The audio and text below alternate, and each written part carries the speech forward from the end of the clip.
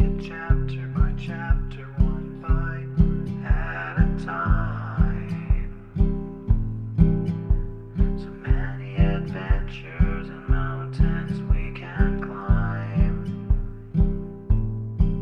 Take it word for word, line by line, one bite at a time.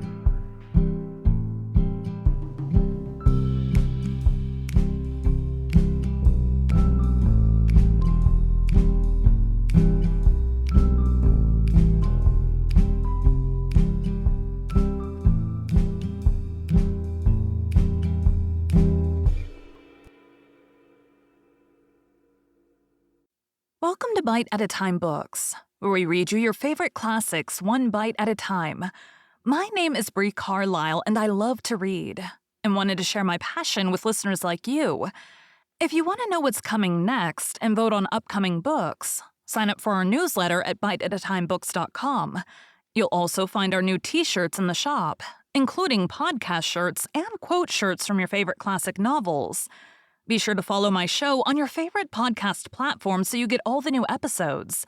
You can find most of our links in the show notes. But also our website, biteatatimebooks.com, includes all of the links for our show, including to our Patreon to support the show, and YouTube, where we have special behind the narration of the episodes. We're part of the Bite at a Time Books Productions Network. If you'd also like to hear what inspired your favorite classic authors to write their novels, and what was going on in the world at the time, check out the Bite at a Time Books Behind the Story podcast, wherever you listen to podcasts.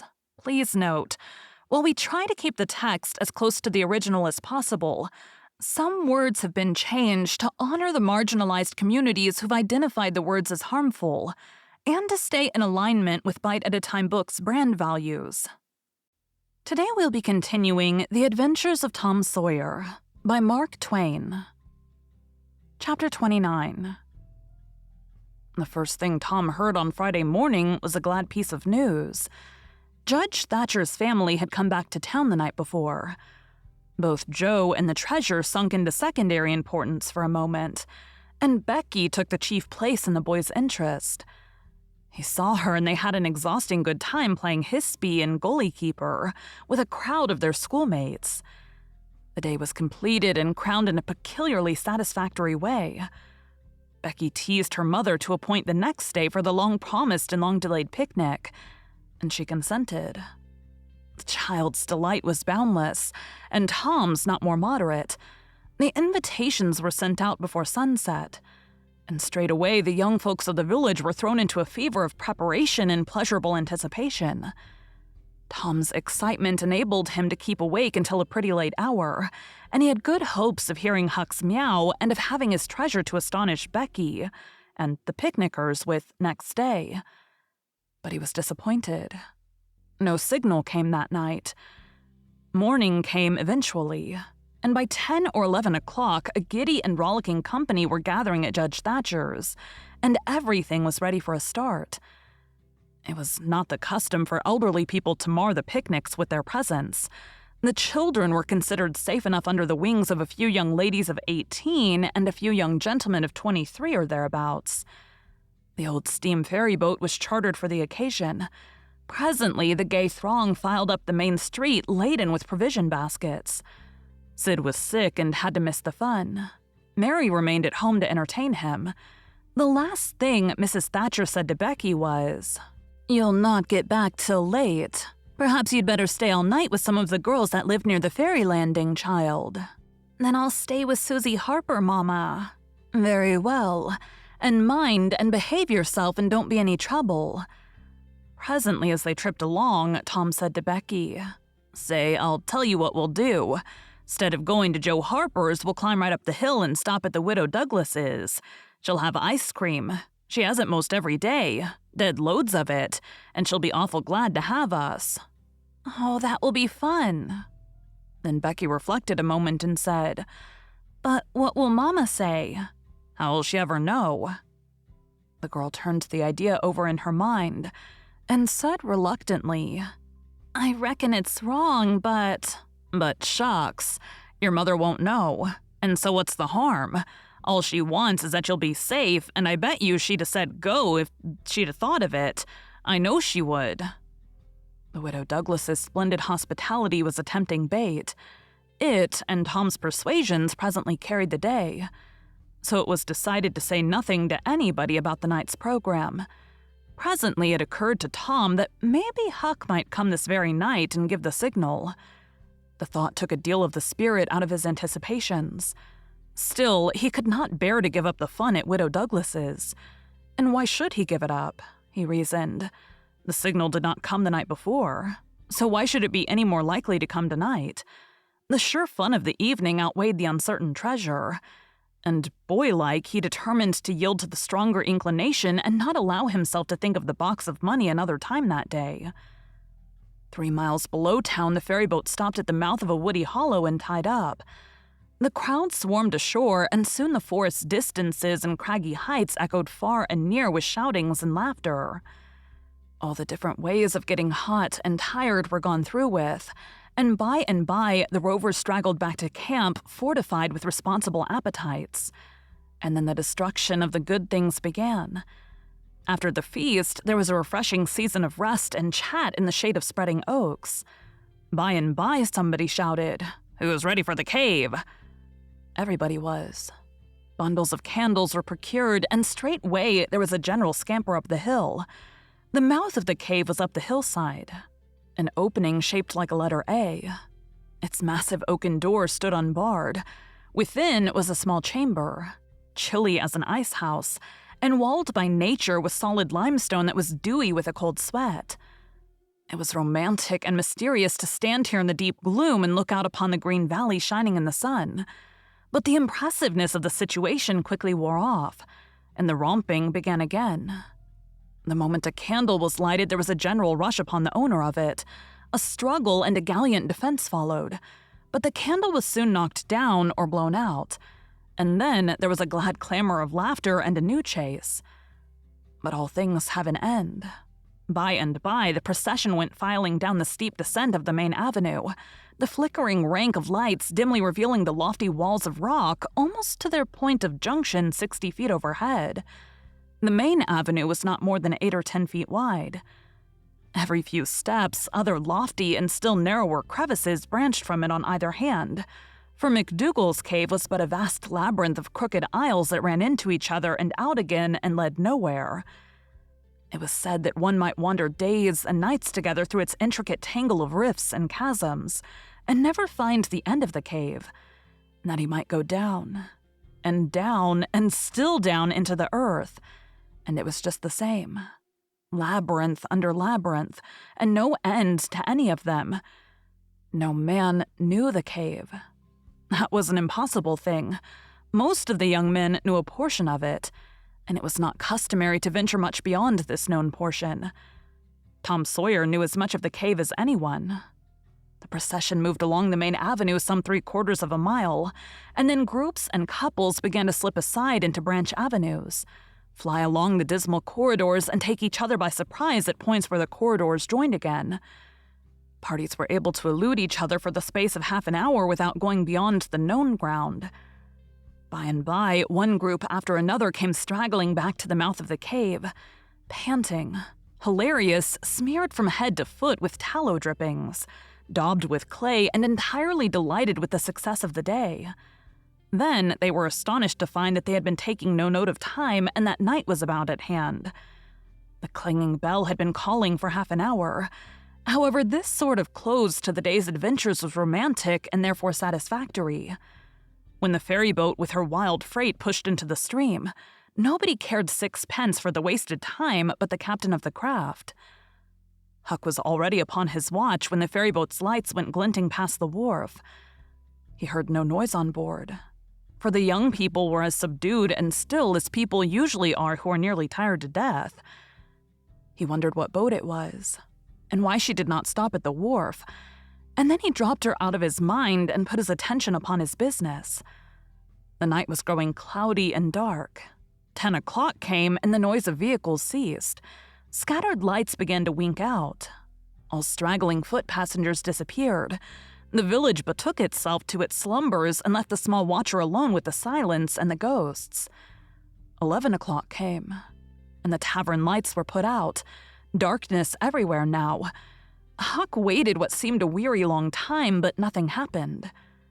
His faith was weakening. Was there any use? Was there really any use? Why not give it up and turn in? A noise fell upon his ear. He was all attention in an instant. The alley door closed softly. He sprang to the corner of the brick store. The next moment, 2 men brushed by him, and one seemed to have something under his arm. It must be that box. So they were going to remove the treasure. Why call Tom now? It would be absurd. The men would get away with the box and never be found again. No. He would stick to their wake and follow them. He would trust the darkness for security from discovery. So communing with himself, Huck stepped out and glided along behind the men, cat-like with bare feet, allowing them to keep just far enough ahead not to be invisible. They moved up the river street 3 blocks, then turned to the left up a cross street. They went straight ahead then until they came to the path that led up Cardiff Hill. This they took. They passed by the old Welshman's house, halfway up the hill, without hesitating, and still climbed upward. Good, thought Huck. They'll bury it in the old quarry. But they never stopped at the quarry. They passed on up the summit. They plunged into the narrow path between the tall sumac bushes, and were at once hidden in the gloom. Huck closed up and shortened his distance now, for they would never be able to see him. He trotted along a while, then slackened his pace, fearing he was gaining too fast, moved on a piece, then stopped altogether. Listened. No sound. None, save that he seemed to hear the beating of his own heart. The hooting of an owl came over the hill. Ominous sound, but no footsteps. Heavens, was everything lost? He was about to spring with winged feet when a man cleared his throat not 4 feet from him. Huck's heart shot into his throat, but he swallowed it again, and then he stood there shaking as if a dozen eggs had taken charge of him at once, and so weak that he thought he must surely fall to the ground. He knew where he was. He knew he was within 5 steps of the still leading into Widow Douglas's grounds. Very well, he thought. Let them bury it there. It won't be hard to find. Now there was a voice. A very low voice. Joe's. Damn her, maybe she's got company. There's lights late as it is. I can't see any. This was that stranger's voice. The stranger of the haunted house. A deadly chill went to Huck's heart. This, then, was the revenge job. His thought was to fly. Then he remembered that Widow Douglas had been kind to him more than once, and maybe these men were going to murder her. He wished he dared venture to warn her, but he knew he didn't dare. They might come and catch him. He thought all this and more in the moment that elapsed between the stranger's remark and Joe's next, which was, "Because the bush is in your way. Now this way. Now you see, don't you?" "Yes, well, there is company there, I reckon. Better give it up." "Give it up and I'd just leave in this country forever. Give it up and maybe never have another chance. I tell you again, as I've told you before, I don't care for her swag, you may have it, but her husband was rough on me. Many times he was rough on me, and mainly he was the justice of the peace that jugged me for a vagrant. And that ain't all. It ain't the millionth part of it. He had me horsewhipped. Horsewhipped in front of the jail, with all the town looking on. Horsewhipped. Do you understand? He took advantage of me and died, but I'll take it out of her." "Oh, don't kill her. Don't do that." "Kill? Who said anything about killing? I would kill him if he was here, but not her. When you want to get revenge on a woman, you don't kill her. Bosh, you go for her looks. You slit her nostrils. You notch her ears like a sow. By God, that's... Keep your opinion to yourself. It'll be safest for you. I'll tie her to the bed. If she bleeds to death, is that my fault? I'll not cry if she does. My friend, you'll help me in this thing for my sake. That's why you're here. I mightn't be able alone. If you flinch, I'll kill you. Do you understand that? And if I have to kill you, I'll kill her, and then I reckon nobody'll ever know about who done this business." Well, if it's gotta be done, let's get at it.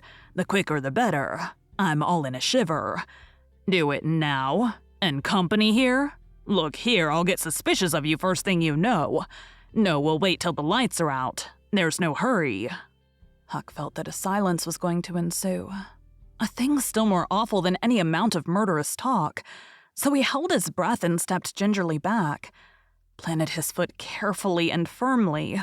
After balancing, one-legged in a precarious way and almost toppling over, first on one side, and then on the other, he took another step back, with the same elaboration and the same risks. Then another, and another, and a twig snapped under his foot. His breath stopped and he listened. There was no sound. The stillness was perfect. His gratitude was measureless. Now he turned in his tracks between the walls of sumac bushes, turned himself as carefully as if he were a ship, and then stepped quickly but cautiously along. When he emerged at the quarry, he felt secure, and so he picked up his nimble heels and flew. Down, down he sped, till he reached the Welshman's. He banged at the door, and presently the heads of the old man and his two stalwart sons were thrust from windows. "What's the row there? Who's banging? What do you want? Let me in quick, I'll tell you everything. Why, who are you? Huckleberry Finn. Quick, let me in. Huckleberry Finn, indeed. It ain't a name to open many doors, I judge. But let him in, lads, and let's see what's the trouble. Please don't ever tell I told you," were Huck's first words when he got in. "Please don't, I'll be killed, sure. But the widow's been good friends to me sometimes, and I want to tell. I will tell if you'll promise you won't ever say it was me." "By George, he has got something to tell or he wouldn't act so," exclaimed the old man. "Out with it. And nobody here'll ever tell, lad."